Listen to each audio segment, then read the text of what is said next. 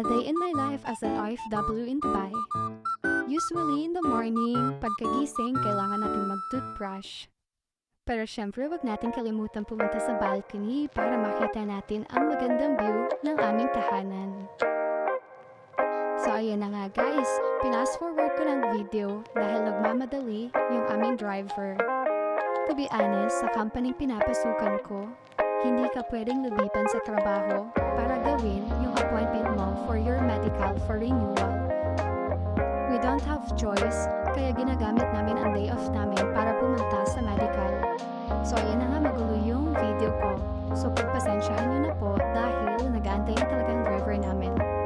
And if you can see, charan! Ay, parang wala akong energy. Charan! So fast forward ulit, pauwi na po kami dahil tapos na ang medical. So, hindi pa tapos ang Tauji. Kaya, bumalik muna ako sa bahay para maglaba. At ayan na nga, masakit. Ay, aray ko. Ayan na nga, kailangan ko ng palitan yung aking mga punda. Diyos niya ni Marimar, labad day. Ang hirap naman maging OFW. Kung sana pinanganak akong rich kid, hindi na ako magtatrabaho.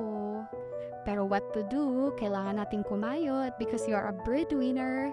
Kailangan ng malaking power or malakas na power. And you should need to have a more patience.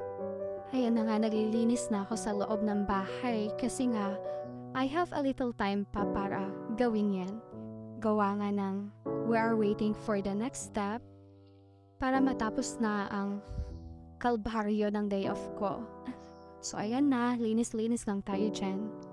Para at least, maniwalas naman ang ating tahanan. So ayan, todo linis pa rin ako dyan. Sige, kalutkot pa girl. Hanggang sa malinisan mo ang buong bahay. Diyos mio, talagang tinarn pa ang video. Para makuha kung saan ako naglilinis. Diyos ko. Ganyan talaga ang buhay OFW. Kaya hindi madali ang OFW. Kami ang tunay na hero. So ayan, linis-linis tayo hanggang sa matapos dahil I have a little time to finish. So fast forward ulit tayo. Nakailang fast forward na ba ako? Nabilan nyo ba? Natapos na din ang third batch ng aking paglalaba. So, kumuha ako ng ulam na yung madali ang luto lang. So, ang nakuha ko ay hotdog. So, yun na lang ang kakainin ko. Gawa ng pagod na ang lola nyo. Hindi na kaya ng power ko para magluto pa ng kung anong food. Gusto ko yung madalian na lang para at least makapagpahinga ako. Kasi sa mga oras na yan, 4:30 na po ng hapon dito sa UAE. So, kinabukasan, may work pa ako. So, kailangan ko na magmadali para makatulog ako ng mahaba.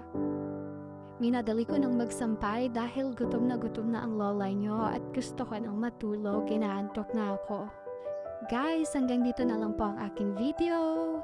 Kung gusto niyo pong isubscribe ang aking channel, you are free to subscribe and like. Thank you so much. Bye-bye!